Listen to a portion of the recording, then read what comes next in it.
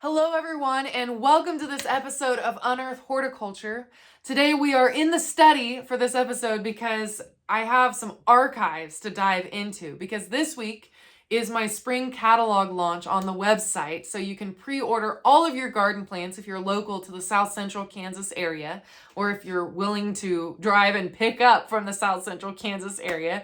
Definitely I encourage you to road trip to see the plant bus here in the Wichita area, but if not, this is still a very informational video because you'll get to tune in and see a little bit of my business history and learn more about plant selection, because we're going to take a look at the very first spring catalogs that I released as Renata's Garden back in 2013.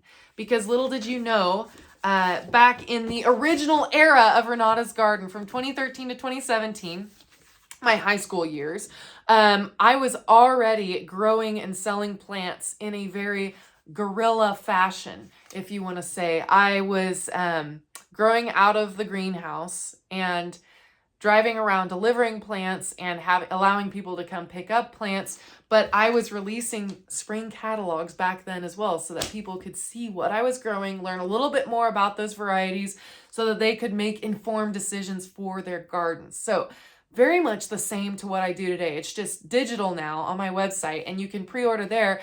And there's this little thing called the plant bus that you can pick up your plants off of, and it's a little bit more accessible to a broader area now. So the plant bus has been running from 2021 to now 2024. So we are in the 3-year stretch already, which when did that even happen? I don't know.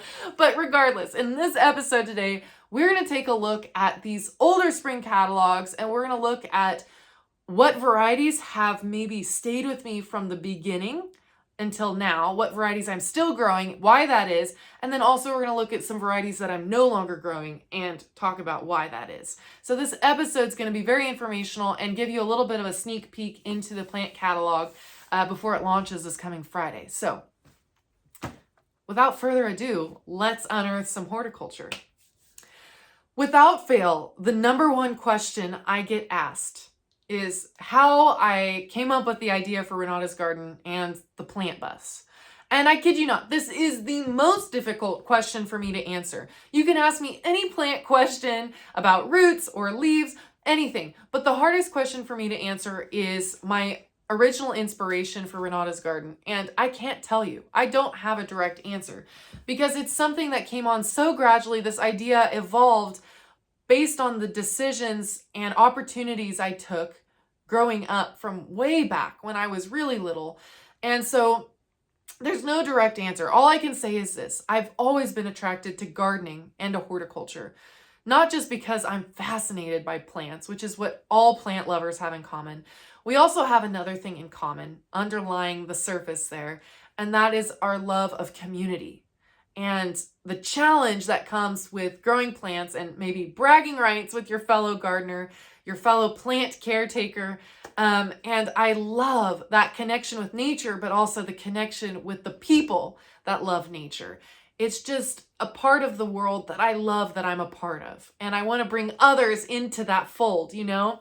So my passion, my business is surrounded around my love for horticulture, but also spreading that joy of horticulture and that confidence of gaining that green thumb to the people around me. So Renata's Garden came from my original attraction to horticulture and gardening way back when I was a kid. And actually, you know, my dad was the community seed starter. And I know you all know what that is. If you're a gardener, you know that there's always a neighbor that's maybe starting the seeds in their basement. And you ask them, hey, you have a couple extra tomatoes that you're growing. I'll pay you a couple bucks per pot. And then I'll have those for my garden. If you don't know that person, you might be the person that's doing that in your basement. But the point is that we all know that vegetable starts are better if they're grown at home by the hobbyist than if they're purchased in the garden center. And that's something I wanted to fix with Renata's Garden originally, way back when I launched my first plant catalog. I took over the seed starter role from my dad and I made it officially a business. I called it Renata's Garden back in 2013, and I released this beautiful catalog. I'm going to give you some up closes of all my catalogs through the years, because I actually have physical catalogs that I distributed amongst the community. My neighbors, my school, my dad's work. And my first one only had 11 varieties in it. It only had parsley and basil as my herbs. I had a couple marigolds, some African varieties, and then some tomatoes, a couple sweet peppers, and a cucumber. That's all I had in my first catalog. But the important thing that I recognized as a person with business acumen, even at the age of 14, is that people liked to get their plants. The quality veg starts didn't come from the garden center necessarily. And this is nothing on garden centers, because I spend my fair share of time in garden centers. But usually the best vegetable starts came from your neighbor who was starting seeds, or from you when you started seeds at home. You could get specialty varieties and high quality plants. So I recognized that as a middle schooler, and I put at the end of my catalog, of every catalog, my slogan was, I handle all plants with care to ensure you the highest quality buy. Your plants will love you because I loved them first. And then I'd say something about how I recycle your containers if you bring them back to me, because I was plastic poor and I was only charging $2 per plant at this time. If only we lived back in those days, right? So quality plants, that was my mission. And also, even though I didn't recognize that back then, my mission with my catalog was to educate people about the varieties they were buying. I wanted to create something where they could have a way of seeing everything that I was offering. It wasn't just a plant name. You could see how to take care. I had their sun, their height, their grow, and what made that variety special. So there was already an education factor to my business too. So a lot of things have stayed the same, but a lot of things have changed too, right? I have a digital catalog now. I am not growing the same varieties, even though I do have a couple here that are the same. And we're going to take a look at what varieties have stayed the same over the years, and then of course, what new varieties I have for you this year. But I wanted to kind of talk to you first about where these catalogs started from, because it's kind of a cool background story, I guess. I hope I didn't just bore you in the last 5 minutes, but hey, let's take a closer look at these spring catalogs. Let's do a quick run through of these catalogs so you can see what I was doing back then and what I have changed now. So you've seen this first one. I showed it off. It only has 11 varieties in it. It's 3 pages, but I had a lot of cool things. I was growing African marigolds. I did it my first year and I never grew those again. I still don't grow the African style marigolds. They're the kind that are very pom-pom. They're really thick, dense flower heads. The reason that I don't grow them anymore is because they hold a lot of water on them. Like if they get watered overhead or it rains on them, and that water sits on those flower heads and causes rot faster. The flowers senesce faster. So you end up with a lot of brown blobs in your garden borders, and they're not very attractive. So I usually stick to the French style marigolds. They look a little bit more kitschy and old fashioned, and their flowers last longer before you have to go pop their tops off and deadhead them. So marigolds changed. There are 3 varieties in this catalog that I am still growing to this day, and I wanted to point them out because I think it's fun. I'm still growing Phoenix tomato. It is by far my favorite tomato because it's heat resistant, it's drought resistant, it's crack resistant, but it also has amazing flavor. It produces large tomatoes and has a perfect balance of sweetness, acidity, and meatiness. So it's a really great slicer. Favorite tomato. Definitely pick that up on the website when my catalog is released. I also was growing Jimmy Nardello peppers. They're a sweet Italian fried pepper. The reason people get scared off from picking those is because they kind of look like a hot chili pepper. But believe me, they have amazing sweet flavor, very tangy, wonderful cooked. Wonderful cooked pepper. My favorite way to eat them is grilled with a good steak or on a burger, sandwich. Delicious. I am still growing super sweet 100s because they are the cornerstone cherry tomato. They're the perfect red cherry tomato, in my opinion. High yields, vigorous plant, super sweet, as the name suggests. The other thing that I'm not still growing, but I'm growing a version of, is the Red Robin dwarf tomato. I started growing dwarf tomatoes for containers because I was enamored with them back then. I did not know. I don't think we really had many other dwarf vegetables at that point. They really came into fashion during the COVID years, and a lot of breeders are pushing those now during the COVID years. But that's 2013 catalog. The next year, 2014, not much has changed. I added 4 new varieties of plants. I took some away. I added better bell pepper right there. I was pointing at Jimmy Nardello's. I don't know why. I added better bell pepper. This was better bell 2 at that point. We are now up to better bell 4. So I'm still growing that one. I am just up to the 4th strain by now. It makes me feel old. And I swapped out marigolds for geraniums. Now, I don't grow purely ornamental geraniums anymore. And that's because my niche, I focused it into edible ornamentals or edimentals. So I do grow geranium. I actually have 2 geraniums this year. I have my typical scented geranium that I've grown since I was in college. I grew it from a stock plant in the greenhouses at K-State. It has a wonderful scent. And then I added citronella this year, the lemon scented classic citronella geranium, because I get that requested a lot. So I have 2 types of geraniums. The reason I grow the scented geraniums is because of how multi-purpose they are. Not only do they have edible flowers technically, and I've eaten some. They're pretty nice. They're just kind of chewy. They also are scented. They smell wonderful. They look really nice and lacy and pretty. They also have a repellent quality. They repel mosquitoes, so they're wonderful to have on patios around your seating areas, your outdoor lounge areas. So lots of value added to that plant. So that's 2014. 2015 comes around and there are huge differences in the catalog. I decided to start getting creative. I actually started with a call to like my page on Facebook because I now had a business page on Facebook. And I added a little update paragraph because I realized my customers were starting to become interested in me and the running of my business rather than just the varieties I was putting out. So that's when I started doing that. I even I won largest tomato contest with a Beefmaster tomato at the county fair the year before. I was very proud of that fact. I put on that garden update, so it's kind of fun. I added in more varieties. So I went from 11 varieties in 2013 to 15 varieties in 2014, and I was up to 21 varieties in 2015. So I added a lot more varieties. The new ones that I included were several pepper varieties. Up to this point, I was growing mainly plants that only I enjoyed planting and growing and eating. So I started adding in varieties for other people's benefit at this point in 2015 because I didn't like spicy peppers. I wasn't a jalapeno girl, but this year I recognized the need. Customers were asking for them, so I added in jalapeno and an Anaheim pepper, and I even added in a purple flash ornamental pepper.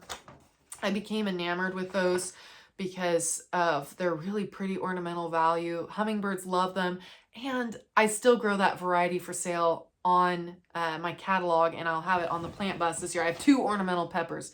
Now, the best part about ornamental peppers is that they are heat tolerant. Their color in your containers, that in the middle of August in Kansas, they will be at their best looking quality. So when all of your other plants are looking really sad and wimpy, your ornamental peppers will be coming in hot. That's what I love the most about them. This year, I also added an order form because it was the first year I started taking pre-orders. The first year I took orders from people, requested them to reserve them in advance, and I've never looked back. I still do that today. 2016, things started getting kitschy. I really started working on branding and making it look really vintage, as was my love and still is my love. I still had the garden update there. I added the garden update in pictures of the garden into the catalog, dispersed it a little bit more throughout. I had some garden tips that were very interesting. One of them here: over or under watering a tomato plant is the biggest problem when it comes to raising tomatoes. Too much or not enough water can cause diseases, ripening inconsistency, or cracking. So Garden tips were a huge thing for me even at this point. So I was working to educate people and help them in their gardening endeavors back then. And this is so cute. I added in a little spot for you to plan your garden plot here on a graph on the back and right next to my order form so that you could do all your garden planning in my catalog. I said here, use the space to plan your garden layout. Tip, plant tall tomato plants on the north and south sides of your garden to protect the center from Kansas wind. See, I was full of all kinds of helpful information back then. I hope still today, but you know, lots of fun. This was 2016. My last catalog here before I went off to college and thought I was done with Renata's garden forever. Like this was going to be a memory. I mean, it's still a memory, but I made a cute little booklet version of the catalog. I still had all the information. I had the garden update, my little slogan, and I added more. I delved in more to the plant care information. So I had this little section down here on before you begin, and I talk about light and soil type and pH levels and how that you work that to your benefit as a gardener. I did add an Asian style eggplant, a stir fry eggplant, at the request of my biology teacher from high school. He really wanted one of those, so I grew him some. I'm big on taking requests. I still am. I'm adding a few new varieties upon request this year. One is the lemon drop Peruvian chili pepper. I had never had the urge to want heat and citrus in the same pepper, but that's what you get with this plant. So I only have like a handful of those in stock. So if you want to try that one out, seize the day. I added nasturtium to this year's catalog. So I was growing an edible flower. That was my first edible flower to try out. And then of course I had my salvia and geranium and my little order form. I even added a little Robert Frost poetry quote here at the bottom because I was waxing poetic even back in those days. I think I told my parents the other day, I'm going to be 9 forever. And that's probably the case. I like projects. I like being a little bit melodramatic. And I like being creative. So that's what got us Renata's Garden in the first place. These are the catalogs of the days before the plant bus. And now we have the spring catalog online digitally. Let's take a look at some of my most anticipated varieties this year.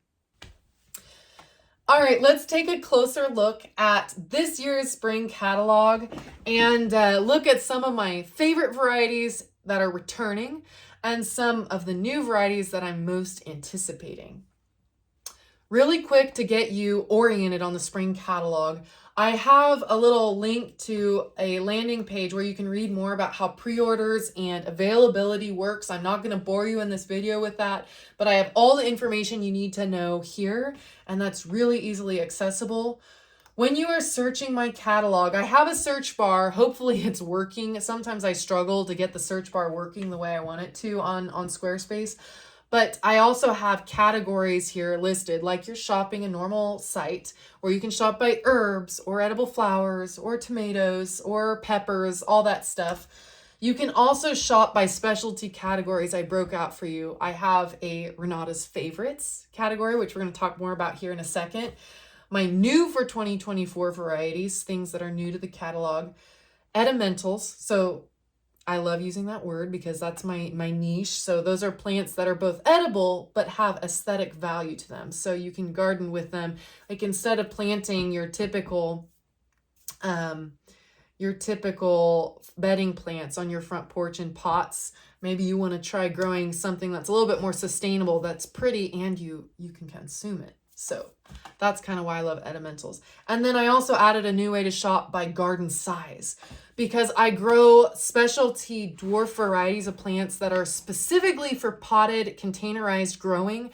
It's a big passion of mine to help new growers get interested in a lower maintenance, lower investment type gardening.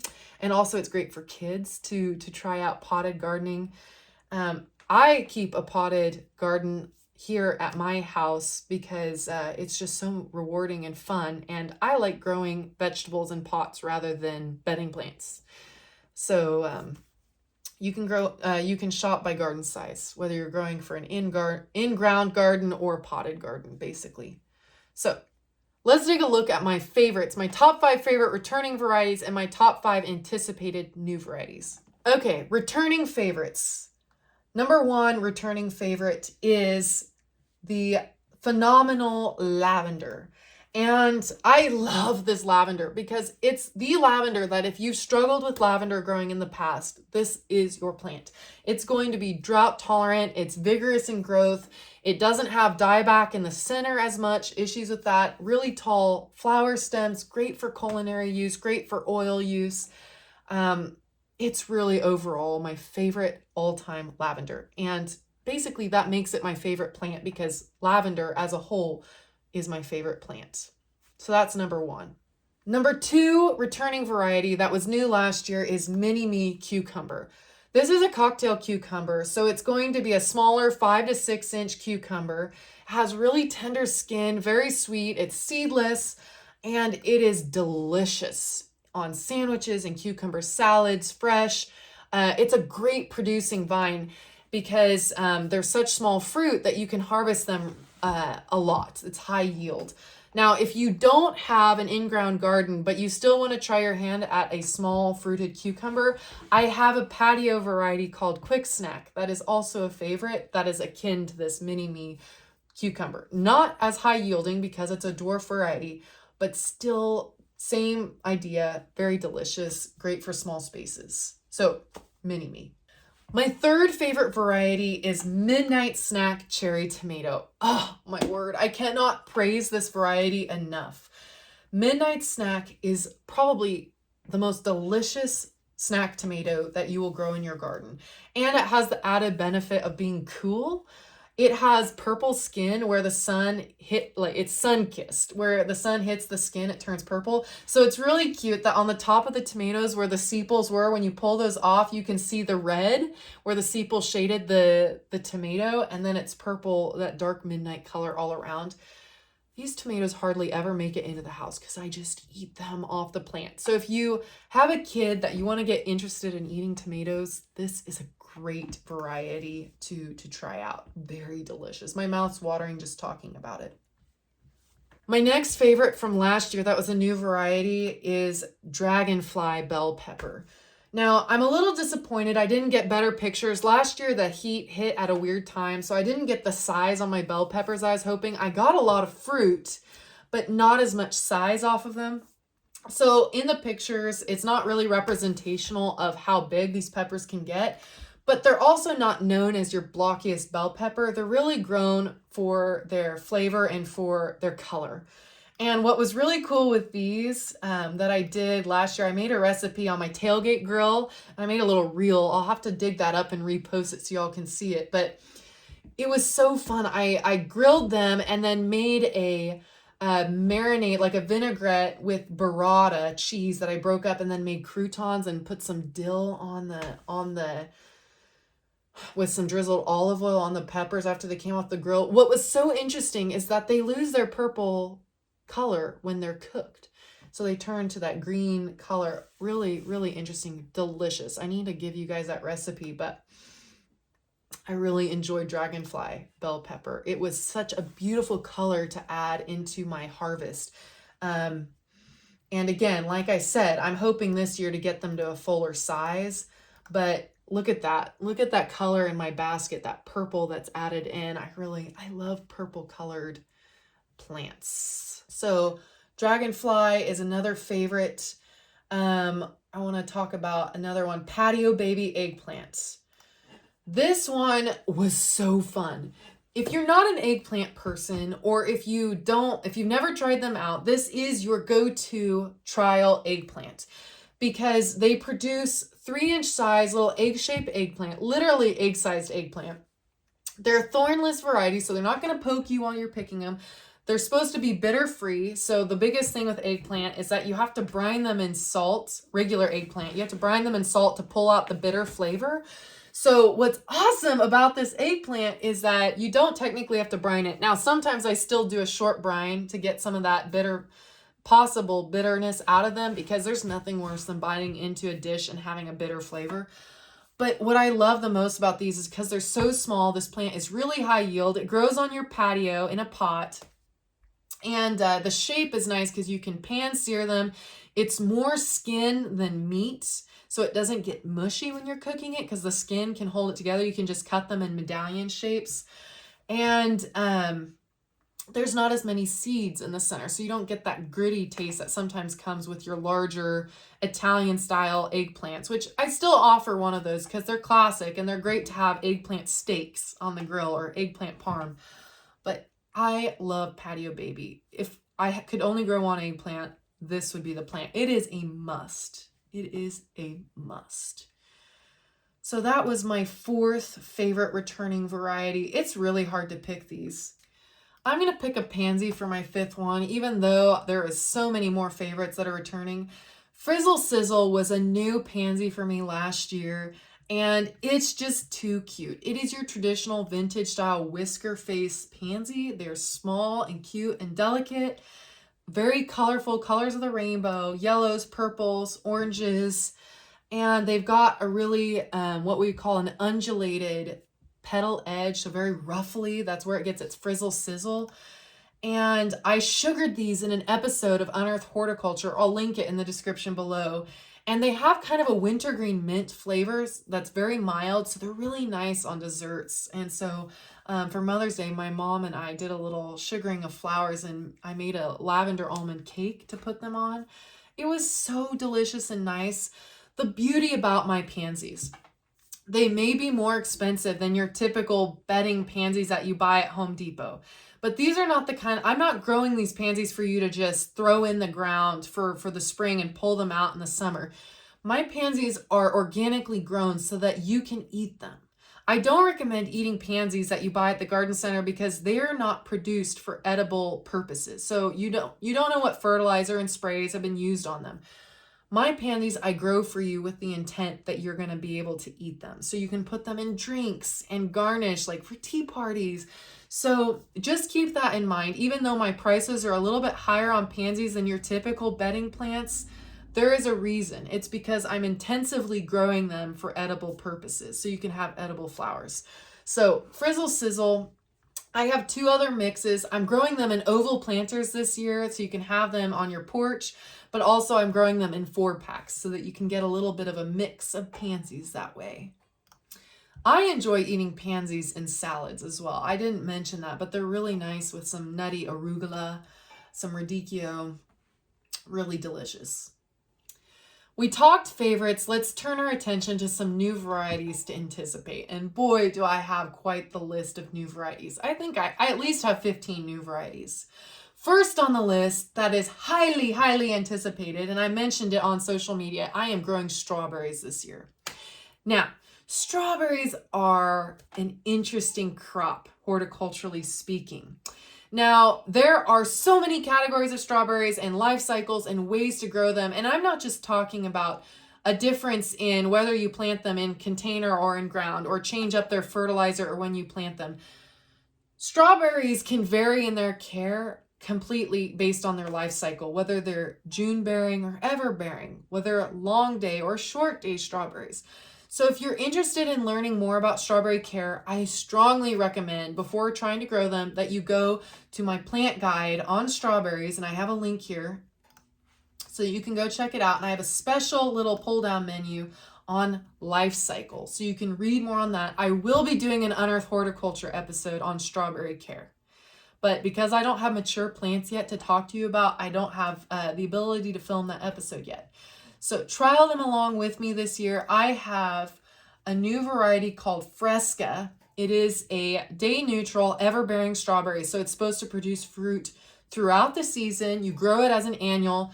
I'm growing it in hanging baskets this year, and also in individual planters. I'm growing a very limited quantity. So this is one you'll want to pre-order if you want to try it out with me. But I'm very excited for this strawberry variety. We're going to give it a go. The next variety I am very excited about is Potapino. It is a containerized jalapeno, and I have had so many requests over the years for Fooled You jalapenos, and those are your heatless jalapenos. Now, to me, I'm thinking if you want a lower heat jalapeno, you should just grow a poblano, and that's usually what I suggest to people because it's an enhanced smoky flavor in those poblanos. but there's really almost minimal to no heat in poblano pepper. So if you're interested in that, I suggest trying out my Trident peppers. But this jalapeno, not only is it a containerized variety, but it's also a lower heat jalapeno. So you're gonna have a much milder jalapeno, especially if you're growing it in containers that's in a part shade area on your porch. So they're not gonna have as much of that full sun heat creating a hotter pepper. So very excited to try out this variety this year. I added several new herbs to my catalog this year because I love herb gardening, and you definitely should too. But my favorite new add is one of my basils. I now am up to 8 basil varieties on my catalog because there's just a basil for everything. But this is a sweet mammoth ruffled basil. It is a lettuce leaf basil, and I threw on a picture of the lettuce leaf basil for this category so you get the idea. This is from my tri-basil mix, and that is my basil that comes with 3 varieties in one pot. It has a red leaf, a Genovese, and a lettuce leaf in it.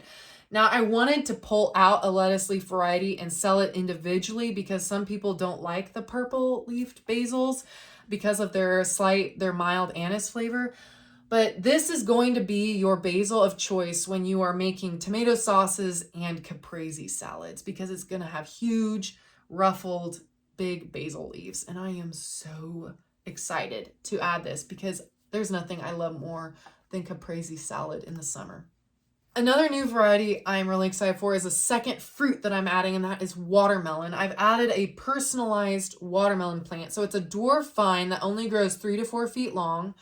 So they are only 7 to 9 pound watermelons. And I'm thinking, because I always struggle in the middle of the prairie, that the grasshoppers chew holes through the rinds before I can actually get to harvest the fruit. So I'm thinking these will reach mature size soon enough that I can pick them before the grasshoppers can get to them. So that's what I'm thinking with these. Personalized watermelons are very popular. I am going to try growing this in a container this year, even though the breeder doesn't say you can grow it in a container. I'm going to try it out. We're going to trial that. If you want to trial this watermelon with me, go for it. I'm excited to give it a go. The last new variety I wanted to talk to you about, it's been so hard to choose varieties to feature on this video for you, but it is bronze fennel. Bronze fennel is another one of your all-around bang for your buck plants because you can grow it for its vegetable, the bulb at the bottom that's really delicious when it's roasted. You can grow it for its leaves, its foliage. It's an herb. You can also grow it for its seed because it flowers and it goes to seed, and fennel seed is commonly used in breads or in making Italian meatballs, Italian dishes.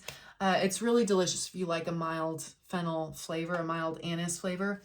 Bronze fennel has the added values of both being an edimental, but also slow to bolting. So that means that it's not going to go to flower quite as quickly as some of your other fennel varieties. That's what I have for you in this episode of Unearthed Horticulture. I hope you enjoyed seeing a little bit more about past catalogs and what's going on in the new catalog this year. There is no way I could go through every plant and talk to you about how much I love it.